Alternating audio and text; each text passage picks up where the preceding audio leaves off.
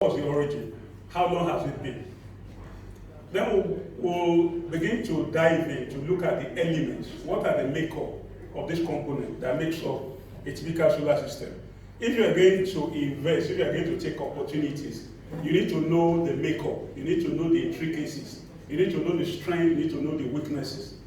You know, someone called me, I think it was last week, we did something for their farm.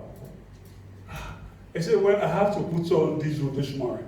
What's that? And I asked him, for how many days have you seen light in your area? He said, for the past 4 days, there has been no sunlight.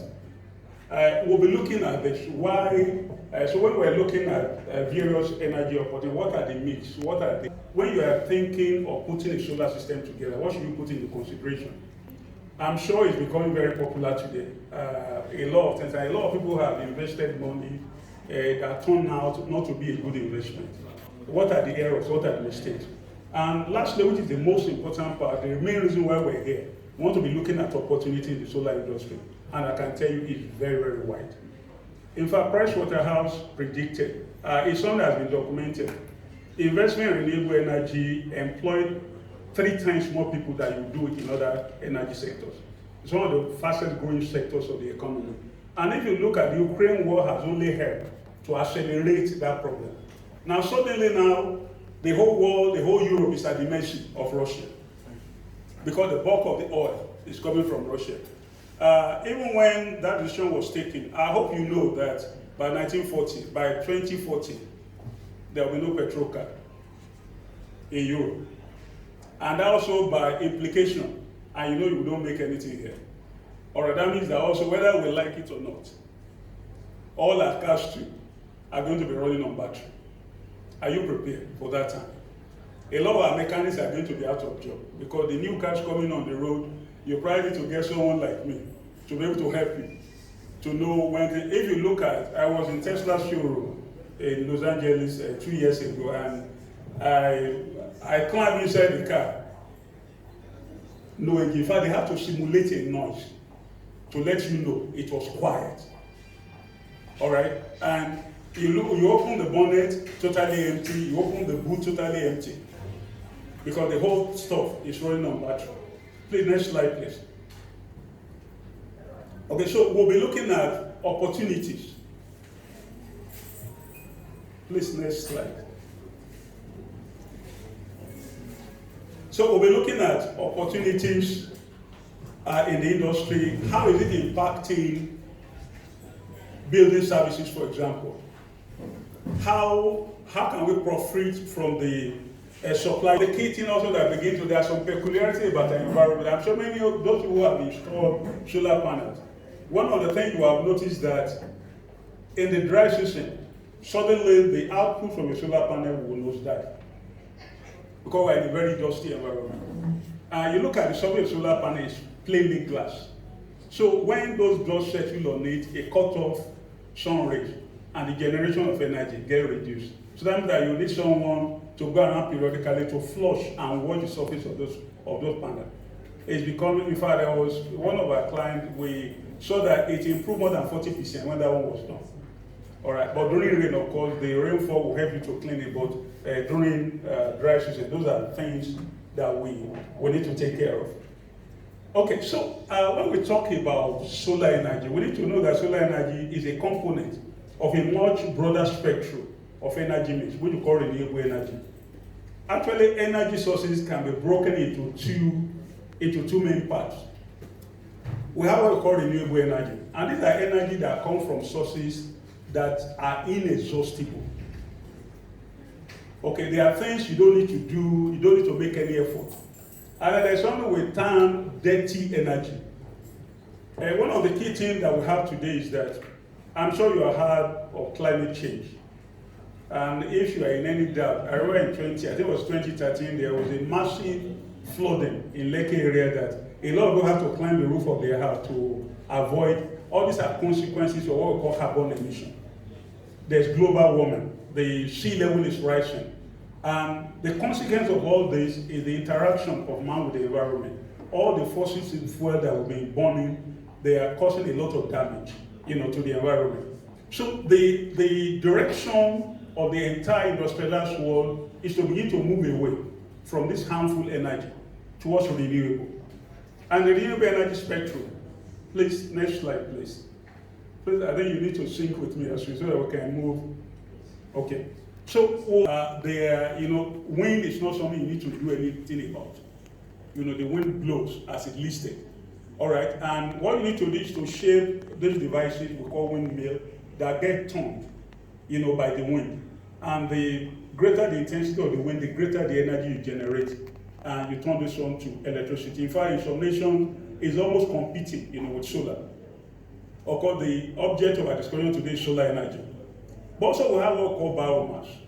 In fact, there is a particular plant when I was growing up, the atropha. They discovered that when you take this seed and you break the oil from it, it's almost like diesel. Or I know of a massive plant that is currently in Ghana, basically to plant quite a lot of this, and you can extract that. In fact, you can put it as a drop replacement for diesel. Your generator, your machine will run. Now, geothermal energy, there are things there are some, I'm sure if you watch here recently, there's a volcanic eruption. It's something that science still tells us that the center of the earth is molten. A lot of heat. That's why you find that during volcanic eruption, you find a lot of heat, magma coming out. And there are systems that have been designed that can actually tap. If you dig deep enough, you can pour water, the steam that is generated, you can use it to turn engine that will produce energy. And what of the ocean? You see, all those tides that we see up and down, it has been harvested, to produce energy. And one of the most amazing frontier that is opening of recent is hydrogen. It's what we call fuel cell. In fact, there was an advert sometimes, a car running on water. I want to tell you, the day is very close on us. That we know essentially hydrogen is a bigger component of water. When you break water, what you have is hydrogen and oxygen. And when you burn hydrogen, it's clean because the result of burning hydrogen to produce energy, guess what? It's water. So it doesn't have any harm, on the environment. But today, the topic I've been given is to focus on solar energy. And that's where we'll be going to this morning. But let's take a look at why the emphasis on renewable energy.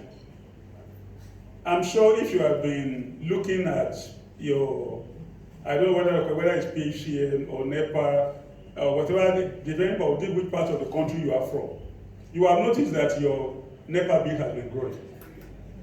And it's not going to come down. For almost good 13 years, I work as a consultant to PHN. Actually, we're running all their billing centers across the country. And that gave me an opportunity to travel around the country. There's no part of this country that I've not been to. And one of the key things that the projection by government, it's only because of political expediency that they've not been able to increase. Actually, every 6 months, the tariff are meant to go up. They call it MITO. Currently, just to let you know that currently most of our distribution companies, they are not solvent. In fact, 2 years ago, we were in court with one of them. They couldn't settle our bill. And as of today, out of those 11 discos, 4 has gone under. I can tell you, Yola didn't last 2 years after the privatization. Ibadan went down last year, was taken over. Abuja too was taken over. And so the days ahead, I must tell you, it's not sharing when you look at the energy sector. When you look at that sector, it is a sector that political expediency I would say, exceeded looking at the realities on the ground. Currently, as a nation, we're not generating enough. And you privatize, it's like someone opening a retail shop with no goods to sell. And both your prices are regulated, because they buy the energy, they pay for it. In fact, some of those discos today, they reject some energy because they couldn't get money, when they distribute to end users. So we find that really reducing your energy bill becomes a very, very a key motivator. Like I said, for the whole world, the issue of global warming is becoming a very key issue that if we don't pay attention to it, in a few years to come, we might not recognize the kind of war, we're in. Now, one of the things that has happened that solar component, it started as a very highly subsidized industry. When I listen to people here talking about subsidy, removing subsidy, there's no nation, even in the Western world, that don't have one thing or the other they are subsidizing. Up till last year, solar panels in Europe, in America, are subsidized by government. In fact, it's an industry. It was only until last year that it began to get to a level when it started getting commercial, it could be self-sustaining. So for us, when we look at the projection, the trajectory, of the industry, it's something that we reckon that by year 2050, looking at the trajectory we're going, I can tell you as of today, 35% of the energy demand of the state of California is from renewable. And that same applies to Germany and China. And what I want to tell us that, and their projection, that in the next 50 years, in fact, Britain celebrated 2 days of running completely from renewable energy, getting all their energy input from renewable energy. So, and the projection by Pricewaterhouse, that by 2050, if the current effort continues, there's no reason why the whole of Africa can't get their energy. You and I here, we don't need to watch the sun to come out. All right, by this morning, by about 6:30, I was near my inverter and I was checking how much, even when it was still not too much sun, I was having about 320 watts, coming in. In fact, I've turned off, my office has been off grid for the past 6 years. All right, and in my house, I could say we've celebrated almost close to 99% off time. So whether NEPA goes or NEPA comes, it doesn't bother us. So we look at that and look at the kind of return we're having in investment in renewable energy. It's huge. Next slide, please. But it's very important for us to begin to look at where did all this started from. I won't ask you to open your Bible this morning because I know you're in a business class. But if you read the book of Genesis, the Bible says in the beginning, that's why how many of you know that God is an electrical engineer? He fashioned the sun. One of the unique things about the sun is that the whole of life on earth depends on it. It's not just so the day, and why it makes a lot of sense to harvest all that the sun is producing. The energy output from the sun will provide 10,000 times the projected energy requirement of the whole earth. Even when we are fully developed, when all the population of the earth has grown, what is coming from the sun is more than enough to supply all our energy need. About 170,000 terawatts, and what I mean terawatts is billions and billions of millions of energy. It's inexhaustible. You might say, look, but at night, the issue is not with the sun. The sun is always shining. The issue is with the earth because the earth is rotating. So it depends on the part of the world where you are. And China is embarking on a very ambitious project. They want to create an artificial sun so that they can get solar energy by night. And don't put it away. The Bible said, like I said, this is a business class. But there are some men, like the Bible told us in the book of Genesis, that there was a time they determined in their heart that they are going to build a tower to go to heaven. And their effort brought God from heaven to come and look what these men are doing. He said, this thing they are conceiving in their heart. Once you conceive it, it's possible. So don't be surprised that you can wake up at night and see a sun that is from China. But where the energy from the sun, where does it come from? Where science, we try to allocate to ourselves what we don't have. We want to explain everything. But scientifically, what is thought is happening in the sun is what we call nuclear fission. In fact, that's what most of the one we simulated on Earth. And we'll see in our presentation this morning, you will see a lot of things that we attribute to man. It's just a copy of what God has put. All right. So we see that the nuclear fusion, and really most of the most efficient energy plants today, they are nuclear reactors. Though they have various in our environment, you can't bring them here because someone might forget to do something and then the whole of us might die of solar radiation.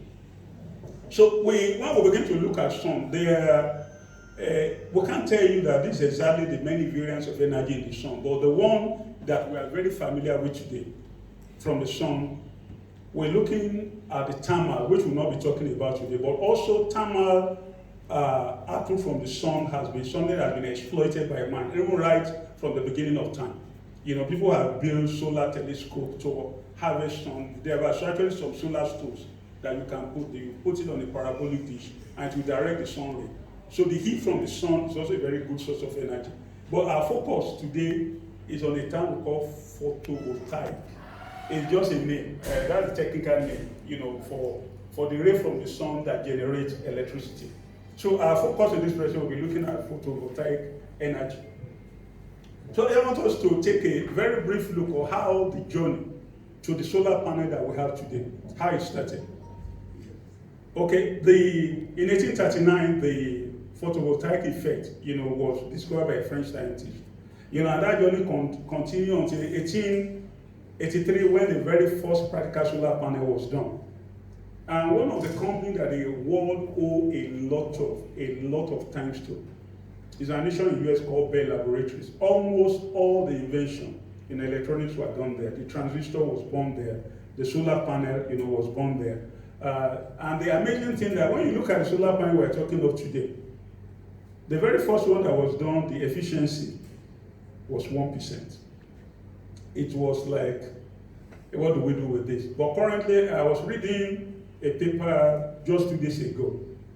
One of the Sharp laboratory, they've been able to achieve something close to 43%. And what that means now is that, what we mean that is the ability to convert most of the sun ray to useful energy. But we won't have time, you know, to be going through all the history. Next slide, please. Like I said, a lot of things that we're talking today, you know, that which man pride itself that is the inventor. Well, it's shocked to let you know that the battery, when we talk about battery today, we owe it to a fish. I don't know if you come from the village and you go to the river, there's some type of fish, when you hold them, you get an electric shock. Okay, actually that's where the idea of the battery comes from. You know, the gentleman Volta, so they noticed that this very particular fish, and the voltage they generate is very high. You know, it's such that it won't kill, but it can stun you and, you know, make you incoherent. You know, for some time you ask fishermen, they will tell you some of those are the kind of fish you don't want to go near. So these guys, they caught that fish to begin to know what exactly. You know, there are a lot of theories there. You know, during those times, science wasn't as classified as this. A medical doctor is an engineer at the same time, he's a scientist. So when they caught the eel, they saw that it actually has an organ that God put there as a battery source. It generates electricity, and the voltage of that electricity is very high. So what Volta did was to mimic what they found in the guts of eels. And the very first battery, if you look at the picture, next slide please. I'll show you what the picture of if you see that slide, that pack, that's what the first battery looked like.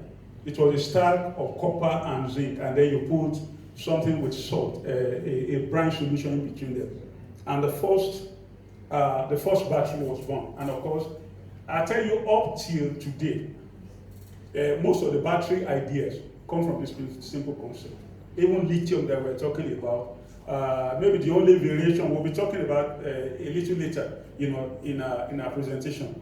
But let's also digress a little and look a little bit about electricity. You know, one of the things that a man called Benjamin Franklin, you know, they discovered that during winter, when you rub, they find that when you rub some materials, they begin to attract papers. It's what we call static electricity. As a young freshman, they took us to a high voltage lab.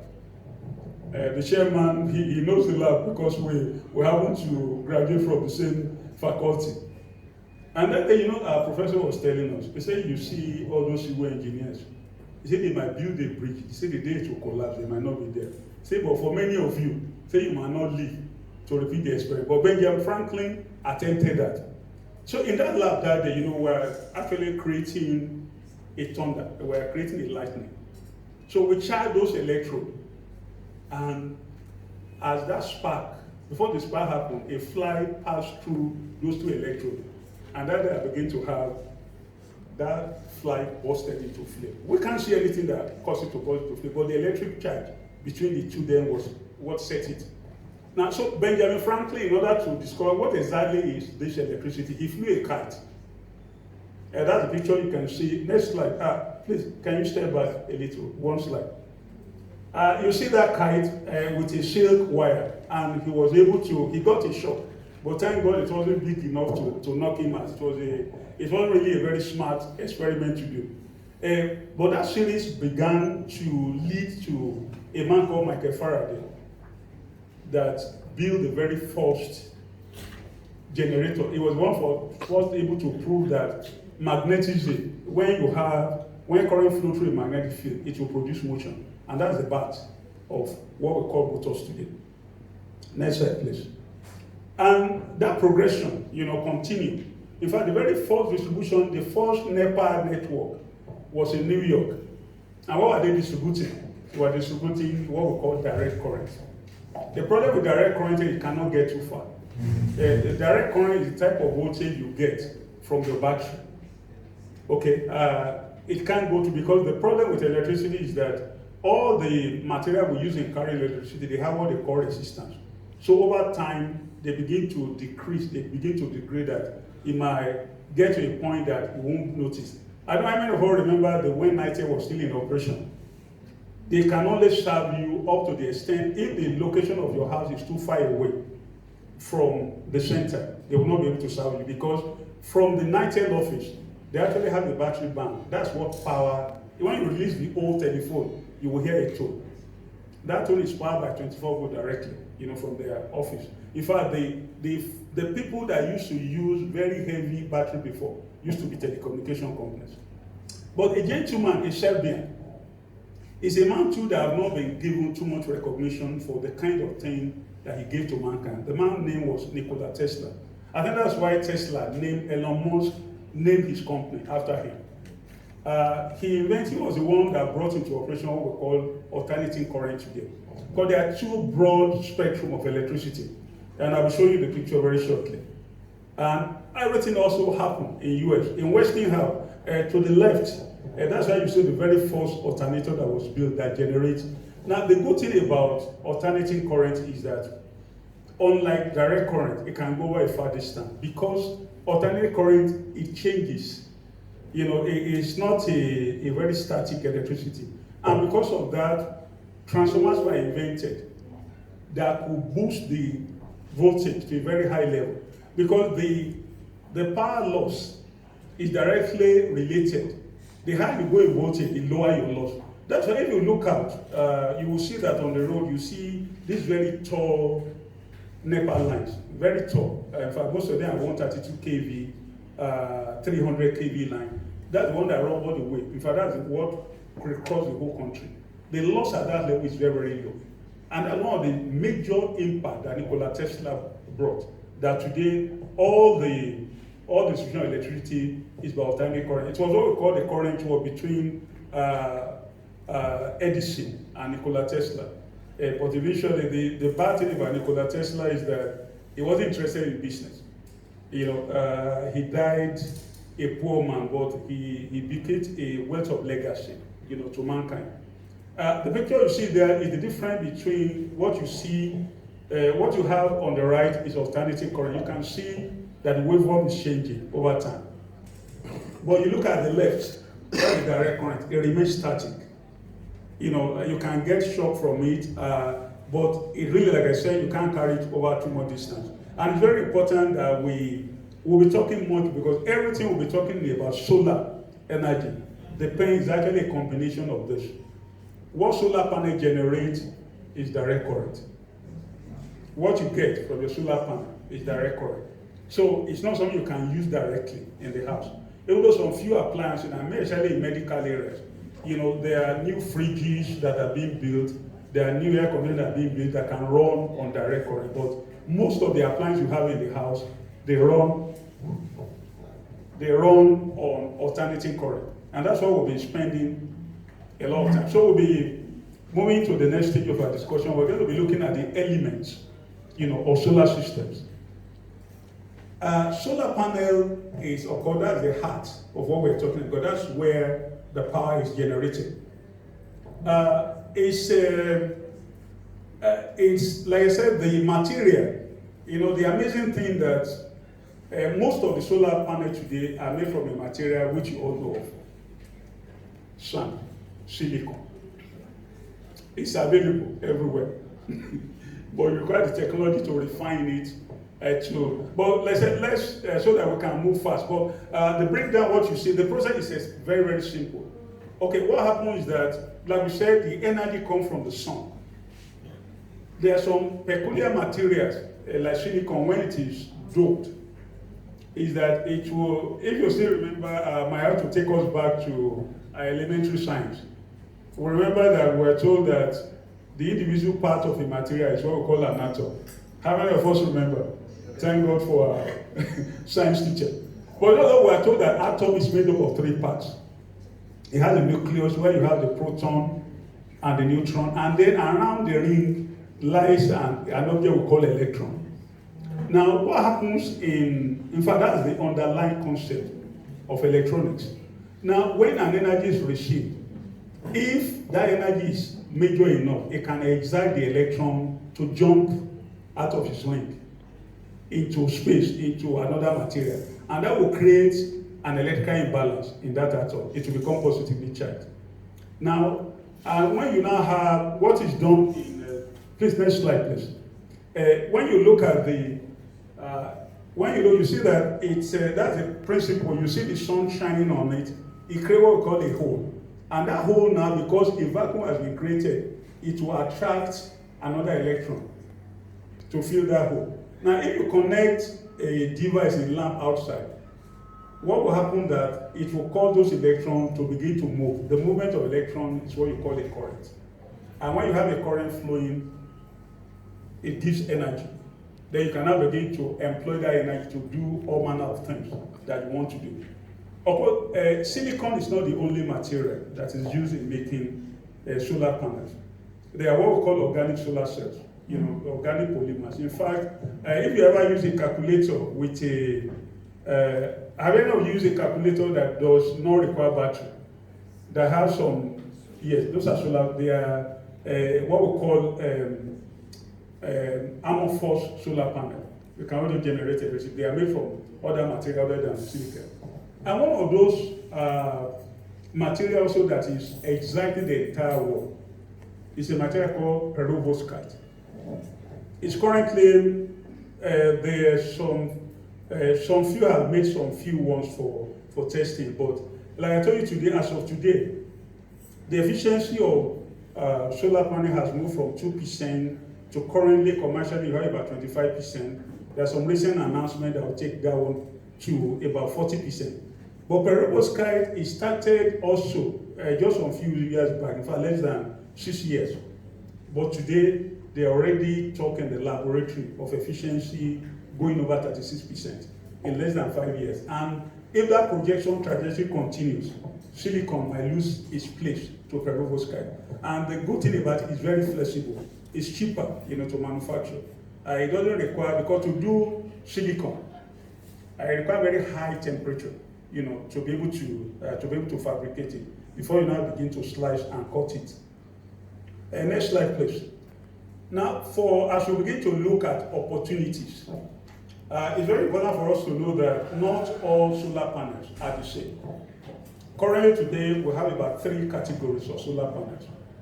And their efficiency and their longevity are not exactly the same. Now we have what we call the most popular one that actually started is what we call polycrystalline. Polycrystalline cells, the way you will know them is that they are always bluish in color when you look at them. Okay, they are also made from silicon, but the way it is done is that it's not from a single crystal like monocrystalline. Mono means single, poly means several. All right, the efficiency of monocrystalline is the highest. It's also the most expensive compared to polycrystalline. You know, and the average expectancy of the solar panel, if you buy from a good source, they are warranted for 25 years. All right, but the thin film is made of other material. It's flexible. In fact, we'll be looking down when we begin to look at opportunities. The efficiency of thin film, which I think the next slide, will show it basically compares. Next slide, please. It helps to summarize, the characteristics of each of them.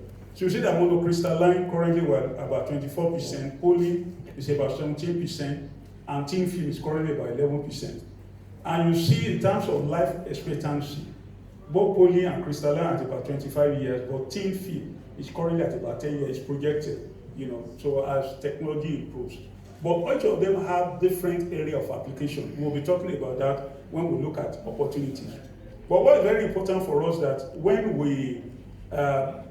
the solar panel itself is not, it's not the only thing. After you have created the panel, okay, you need to bring the wires through which you will connect it. We were at a site, that was about 3 months ago, and when they first installed it, I think about 3 years ago, everything seems to be working fine. But they discovered that about a few months down the line, things are not quite what they are. So when we examined, we saw that when you touch the cable from the back of the solar panel, it's like ashes. All right, the quality of those materials, it depends on where you are buying from. So, of course, there are a lot of sources of solar panel today. I mean, I've been to several factories in China, and it depends on what you are looking for, just like in any other thing. So, quality is extremely important when we are making. It might be better to pay a little more for quality. Because when you look at the lifespan, like the keynote speaker was telling you, when you look at the life of a teacher as an asset, you are not looking at the short haul. All right, so it's very important that we look at the sources where we're buying things from. Now, each solar panel, depending on the make and the current technology, some of them can go as much as 40 volts, the voltage you get from them. Okay, so in order to get more power, okay, you need to either to connect them in series or in parallel. That's what we'll see here, and it all depends. So there are arrangements, if you call it string. Now, exactly how many of them you put together is determined by what you are connecting it to and the kind of power that you are expecting. Next slide, please. But what's very important, even though it looks a bit technical, but it's something that we, more especially when we are, it's very good to engage anybody designing a system for you. It's very important that we ask some key questions about the type of component they are supplying you with. Because like I said, in a solar system, there are several components you are connecting together.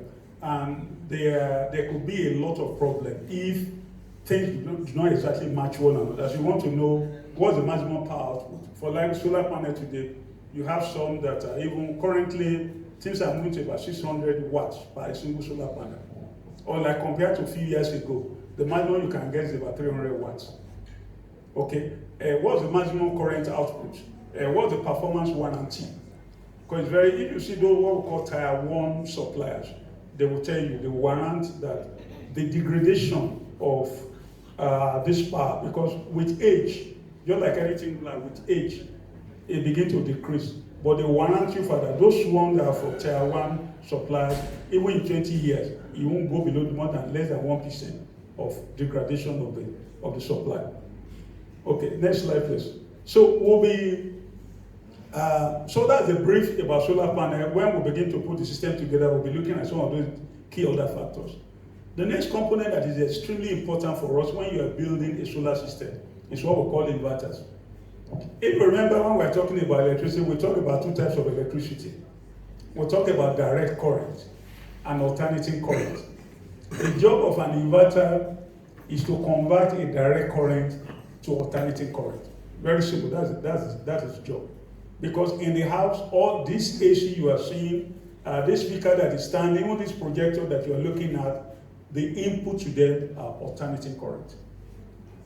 All right, so And the voltage coming from the solar panel is direct current.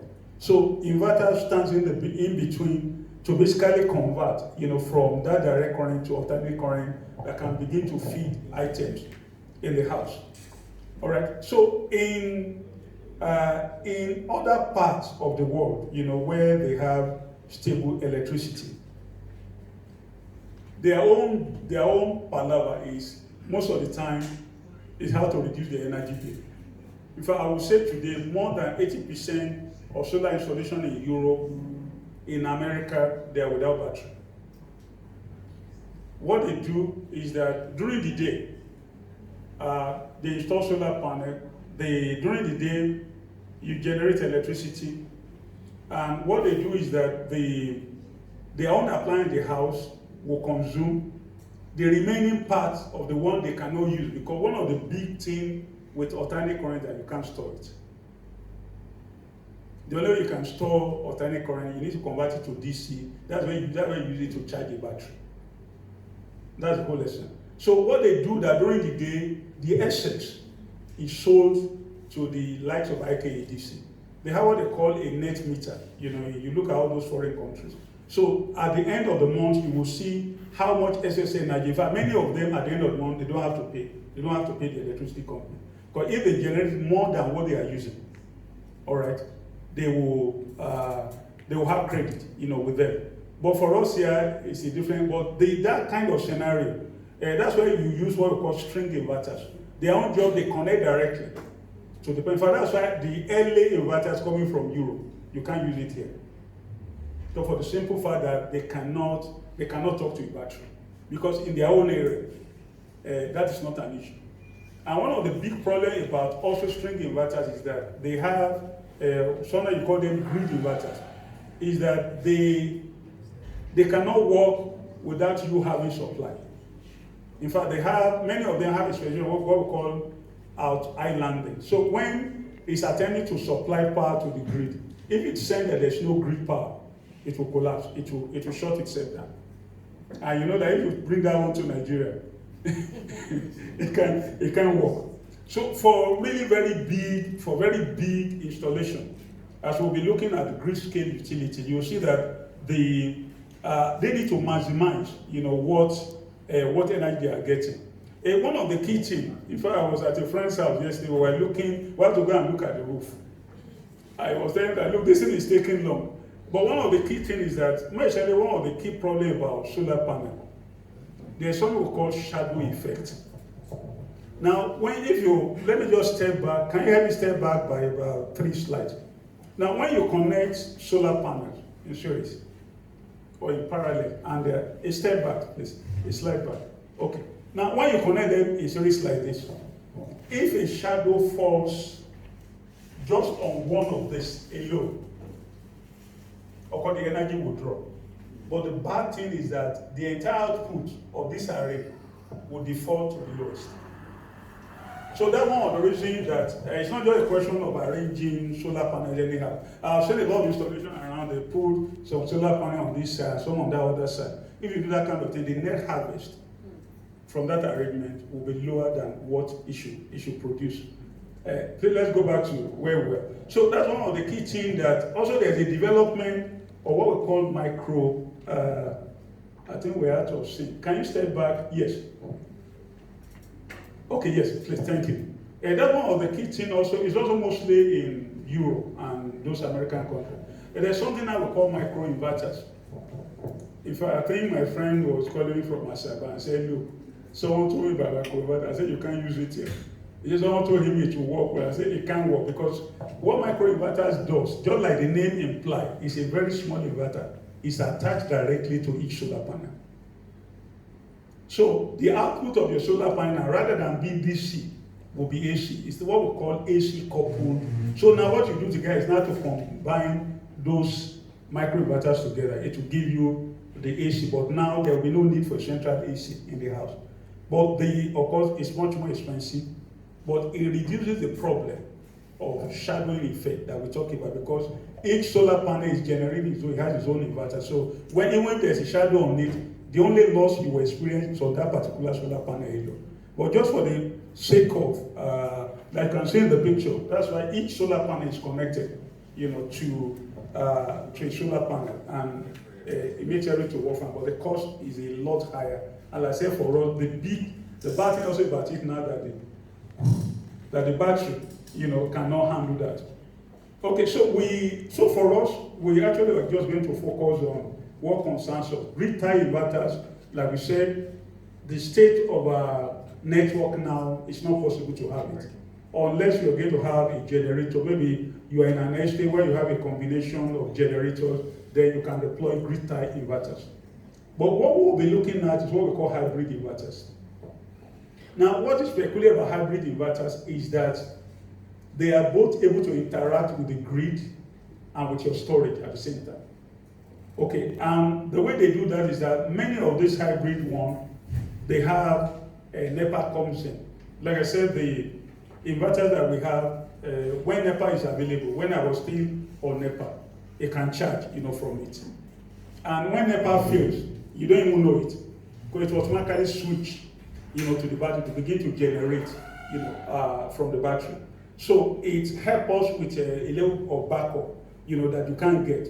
They're what we call off-grid inverters. Of course, most hybrid inverters, they can either function as grid-tie inverters or off-grid. Off-grid inverters are inverters that are not connected to NEPA at all. And you have those one in remote locations. You deploy those one in remote locations where there's no any grid at all.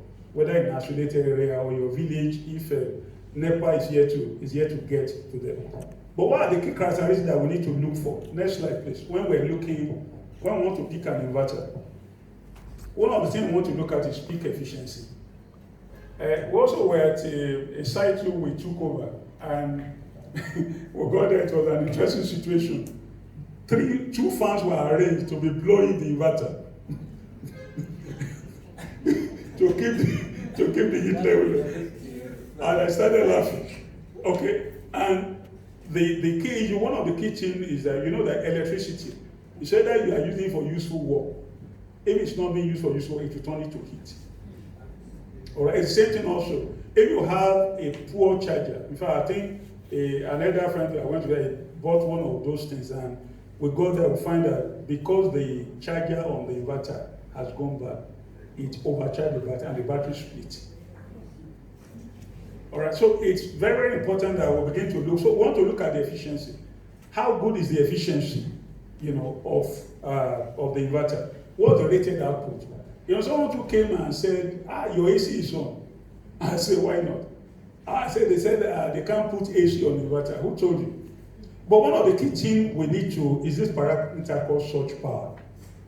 Okay, the way things like air conditioners, the way they work is that when they are starting, the power they take is much more than their normal running power. It's what we call surge power. In fact, NEPA used to bill it. If you were running an industry before, they will give you 2 meters. There's one they call reactive power. So that sudden surge, it lasts a few seconds. But also, it was one of those things that cause grid collapse also. So now, if your inverter doesn't have that capability to a surge power that is more than its rated capacity, your AC might not work, or it might end up damaging, your inverter. So also, you want to look at what is the nature of the output. A lot of those early inverters, they use what they call stepped waveform. They are not pure sinusoid. You are buying an inverter today because it's only sinusoid that will work with all the appliances in your house without any issue. Of course, if you are installing them outside, you want to be sure that they are weatherproof. They are IP65 rated, so that at least if water is splashing, it won't affect the electronics inside. Next slide, please. So we'll move to begin to talk about battery. Time is not a friend. Of course, battery, like we mentioned, that's where you store. Battery is where you store electricity, but it's only in direct current form. Okay, and there are various types of battery. Now, but one of the key ones that is of interest to us is what we call rechargeable batteries. The other battery, when you buy for your pen light, what do? You slot those AA batteries into them, and after some time, they don't work again, you throw them away. Those are disposable batteries. But what we're talking about rechargeable. A rechargeable battery is a battery that you can charge and deplete many, many times over. And the deep cycle one are the one that you can do it for several years, to work. Now, there are all manner of batteries, in the market. The one that come from India, the one that come from China. In fact, you come to my office at a time when we were around 2013, when I began to look at the climate, that this privatization is not going to work. It took me back to, actually way back in 1983, I was a graduate assistant at the University of Lagos, and one of my colleagues was working on a tracker, a solar tracker. It's something we don't use here, but in those European nations, because the hours of electricity are very few, they mount their solar panel on the tracker. What a tracker does, it moves with the sun. Okay, so that they maximize the amount of electricity they have. So we need to, the capacity of the battery is very important. That's what we call amp hour. And the bigger the battery, the bigger the amp hour. But that's when we're talking about lead acid. Also, we're going to talk a bit about lithium, which is the new kid on the block today. One of the other characteristics which is very, very important is what we call depth of discharge. The fact that a battery is 100 amp hour, it doesn't tell you that all those capacities are available for use. Now, lead acid battery, if you deplete them below 50%, you will harm that battery almost to a state of collapse. Okay, so but you look at compared to lithium, you can deplete it to almost near zero, and yet you can still have a good life expectancy. And the other characteristic, which many of them will not tell you, is what we call the cycle life. The cycle life basically tells you how many times can I charge and discharge this battery before it becomes useless. The typical lead acid battery you have on the market is about 400. And if you divide 400 by 360, you have 360 days in a year. So if your NEPA is going on and off, and you have to charge and discharge every day, that means that battery will last less than 2 years. So you have to change it. Okay. Compared to lithium currently, the cycle on average is about 8,000 cycles. And if you divide 8,000, by 360, you'll be going in excess of about 15 years. They cost a lot more, but it's a better use, of money. Next slide, please. So there are quite a lot of different batteries in the market. Lead acid, like I said, they are cheap, they are available, but like I said, their life expectancy is less than 5 years, even the very best one. The flooded lead acid, which a lot of the Indians are bringing in now, you have to. In fact, a friend were also at his site on Monday. While wet lead acid, they are cheaper. But the problem is that you need to be topping them up regularly. And if you forget to do it, when those plates get exposed, it's something we're all familiar during those days when you used to have a car battery. You remember, when you go for service, you need to. The problem is that when those plates get exposed over time, they calcify and you never be able to recover capacity back. So the problem with maintenance with flood acid is that you need to be very agile, that regularly you are going there. If you do that, maybe it might give you 2 or 3 years, but more often than not, the ability to handle them is a big issue. So many of them, they have been replaced by AGM and gel batteries. So what you see on what you see here as a typical gel battery, and the difference between them is that they are maintenance free. And the other thing about flooded lead acid is that they generate hydrogen and oxygen, and they can cause explosion. So when you are arranging them, you want to be sure it's in a place where you have aeration, so that you avoid explosion. So currently today, most of those batteries, the industry is moving towards maintenance-free battery, which you call gel or AGM battery. But there are some institutions, because of the amount of energy that they use, what we call OP-cell batteries, they come as 2 volts. So you need to connect a number of them up to give you either 12 or 24, 48 volts to do what you. Then they have fairly good life expectancy. So but let's talk about lithium. Like I said, especially if you are talking of if your power requirement is getting a bit higher, or you are talking of going solar for your business or for industry, one of the battery technology to look at is lithium. Like I said, lithium ion is very light. Actually, that's the same thing we have in our laptop, in our battery. They are all made of lithium. But now things have been, improvement has come that with lithium phosphate, the average life expectancy In fact, many of them carry a warranty of 10 years. Okay? Their life expectancy, you are talking about something close to 15 years, and they are very light. In fact, some of them, if your energy requirement is not much, you can hang them on the wall. Any lead acid battery, you can't go more than 12 volts. But lithium battery, for very high power application, some of them come at 600 volts. Because that time, it reduces your losses and increases the efficiency, and they are maintenance free. You can stack them, you can almost reach any power requirement. The only problem with them is that, which has been all now been sorted out, they used to have fire risk before, but the recent chemistry has been able to take care of that. Now, next slide, please. Especially for industrial application or grid scale utility, one of the new battery on the block is what we call redox flow batteries. It's big. Like you can see in the picture, they are massive. They are not, though a company in Germany, they've done a residential version. But essentially, the life expectancy of this battery minimum is 25 years. It's non-toxic, all right?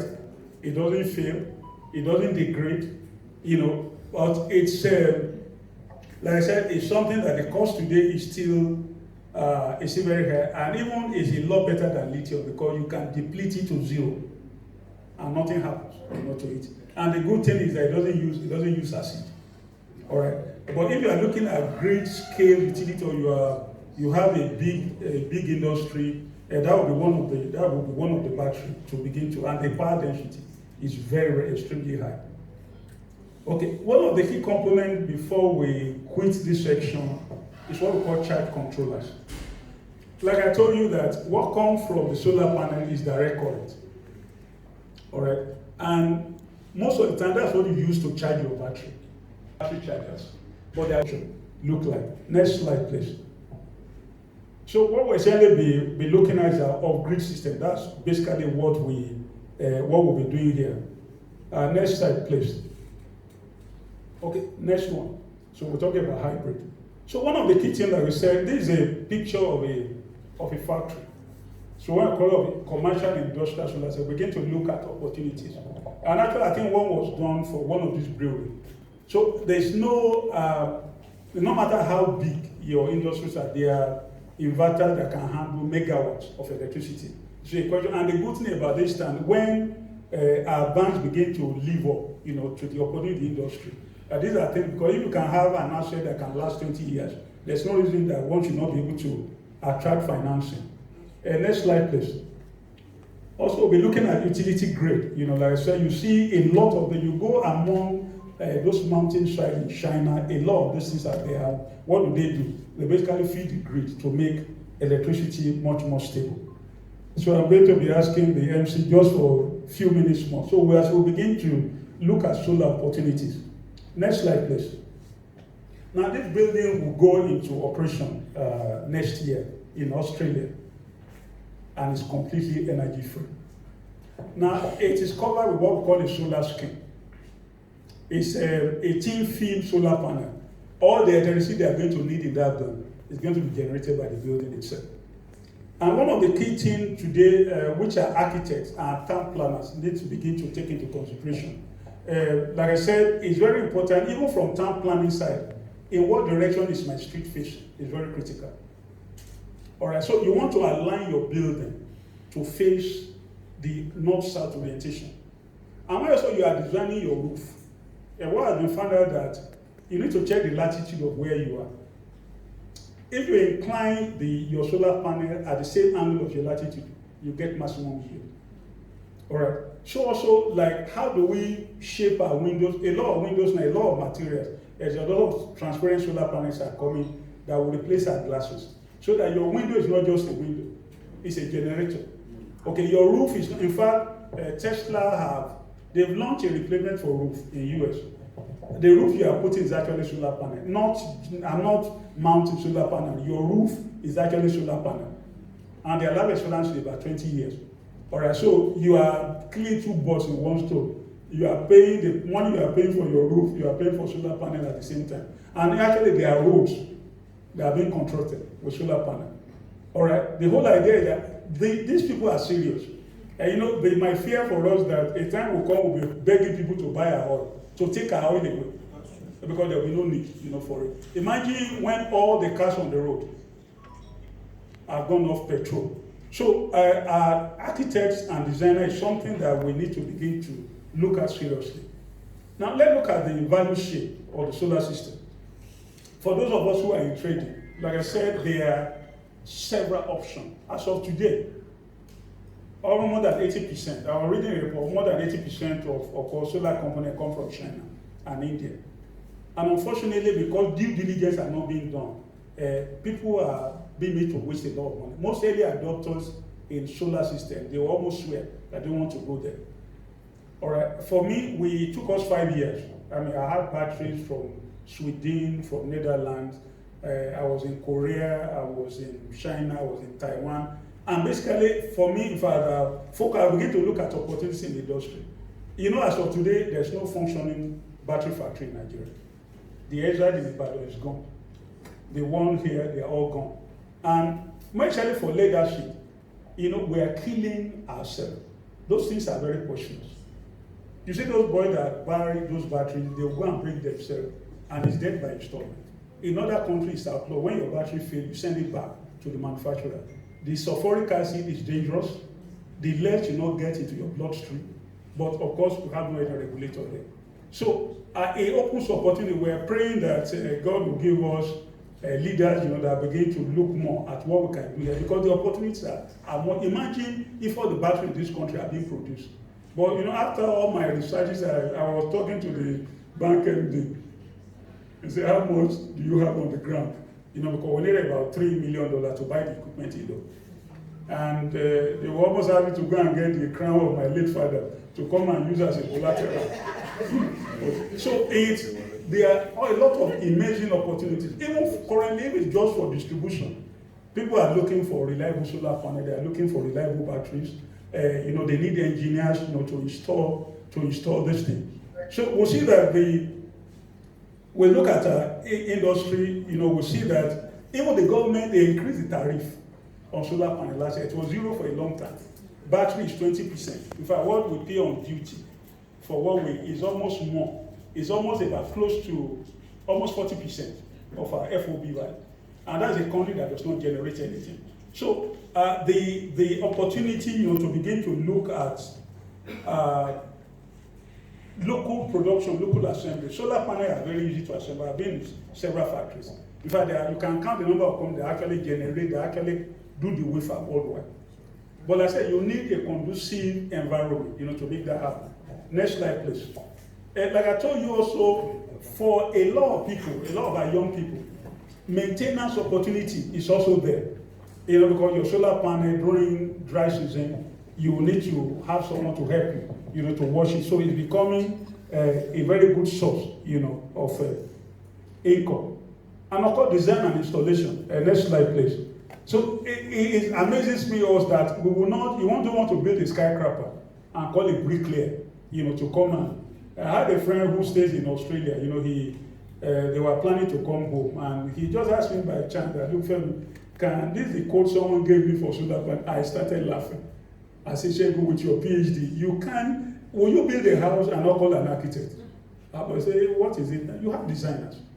You know, because you have people who will be able to look at your requirements, to look at what you want to do in the house, what kind of component, what is your budget, all right, that will to help you to do a design that will better meet your needs and your budget.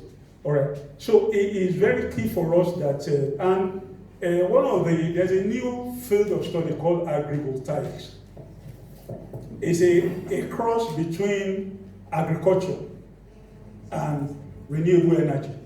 And you see that, like the picture I have there, you know, there are a lot of solar panels today that for greenhouses that are semi-transparent, that you can use to regulate the exact quantity of sun that you get on your plant for maximum yield, and at the same time, of course, supplying energy for your hatchery, for your piggery, and like I said, is a growing industry that we need to talk about. As we round up, what about financing? It's one area I think our banks and financial institutions, they're leaving a lot of money on the table. All right, our keynote speaker is not about is if you have an asset that is guaranteed for 20 years, why not finance it? Why can't you walk to your bank and get loan, to install this asset? And since you know that these things will be there, even if you don't pay, just like they do in those other that finance card, they can come and repossess the card. In fact, you look at what is offered in building, you are buying a mortgage and solar system, they're almost the same thing. Most of the mortgage periods over 20 years. So it's something that I'm hoping that our bank and finance vision will begin to take advantage of opportunities that lie in the industry. And like I said, as I round up, you look at when are we going to get out of grid collapse? I can tell you that we still have a long, long way. And actually, it's not that there are no solutions. You look at the airport, people have been at the airport and suddenly the power will go. It doesn't tell a good story, but they actually story what we call BSS, battery energy storage system, that you can, they are like a big combination of inverter and battery system that you can design. Should it last you for a day or 2 hours or 3 hours, that you can plug, even if NEPA goes to sleep like they used to do, nobody will know, what is going on. So there are immense opportunity, in the industry, either from the point of design or for components, or for maintenance or for financing that are begging, for investment. And I'm hoping from here that we'll begin to rise up to the opportunity. Like I said, one of my aspirations about 5 years ago was to go into battery manufacturing. All right, because I know the potential, because I know the grid will not take off. You see, I believe very strongly what happened to the telecom industry is what will happen to happen to the energy sector. The government will not be able to do it. And then you need to have a system that is small, that is agile. The only part of this country that was properly cabled by World Bank was only Lagos Island. They've not been able to duplicate it. But today, do you need NITE to function? Both your data, both your voice, even international. In fact, things are cheaper today than 20 years ago. So, brethren, I want to let us know that the opportunities are there, they're huge. And the projection is that it's not a question of assuming the grid, because the government doesn't have the money. The way the big problem lies is in generation and distribution and transmission, and we don't have the capacity. And why don't look at mini grid? Why don't you look at what individuals can do to meet their energy requirement? My prayer that men and women will arise from here and begin to take the opportunity. Thank you for your attention.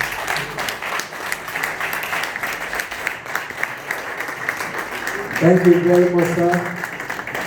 Thank you very much, sir. That was excellent.